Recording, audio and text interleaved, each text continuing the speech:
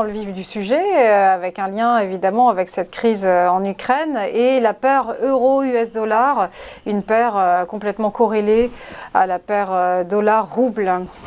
Oui, tout à fait. Là, on voit le rouble qui descend, qui a redescendu fortement ce matin sous 76 momentanément. Qu'est-ce qui se passe? Ben, on le voit depuis l'exigence de Lavrov, hein, donc le 14 janvier dernier. Ben, on voit que l'exigence de réponse, on voit que l'eurodoll est corrélé. Bon, à mon avis, à peu près tout est corrélé au dollar rouble, hein. Alors, qu'est-ce qu'on a vu vendredi? Des ventes en fin d'après-midi, probablement en anticipation d'une invasion ce week-end. L'eurodoll a baissé donc après 16 heures. Ce matin, on voit bien que ça remonte fortement avec les perspectives renouvelées de pourparlers. Alors pourquoi l'eurodoll ne baisse pas au final? Eh bien, on pourrait supposer qu'une baisse plus forte arrive à cause d'achat de dollars, mais d'un autre côté, il y a trois facteurs qui soutiennent la paire.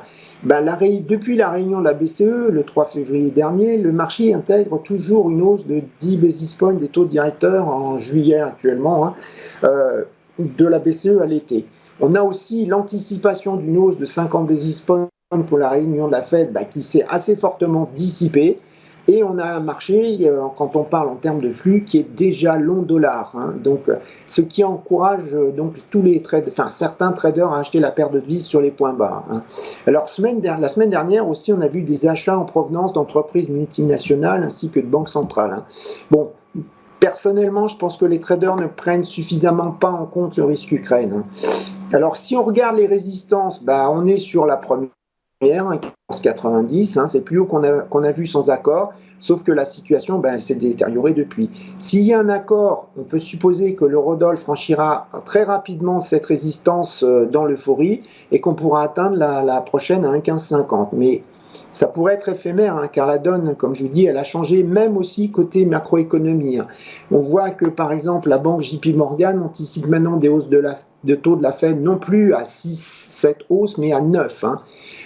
Alors, côté support, qu'est-ce qu'on voit? Un premier support qui est un 12,50 qui sera atteint si le statu quo, je dirais les tensions perdurent, pas d'accord, puis après, en dessous, il y a un plus bas qui est un 11,80 qui a été vu fin novembre dernier.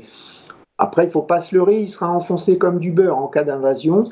On pourra même descendre de plusieurs figures. Mais attention, cela pourra remonter assez vite si l'invasion est limitée au Donbass, hein. Bon, ce qui déterminera vraiment la suite du mouvement de la paire, on l'a compris avec le graphe sur le roux, ce sera l'ampleur des sanctions de l'Alliance, hein. Alors, attention, je vous l'ai dit la semaine dernière, déjà, les mouvements peuvent être violents dans un sens, puis dans un autre. Donc, si vous avez des profits, il vaut mieux les prendre assez vite. Ça peut se retourner très violemment. Donc, il faut absolument entrer en position avec un stop loss qui est lié à l'ordre d'entrée en position, sous peine de cramer son compte, hein.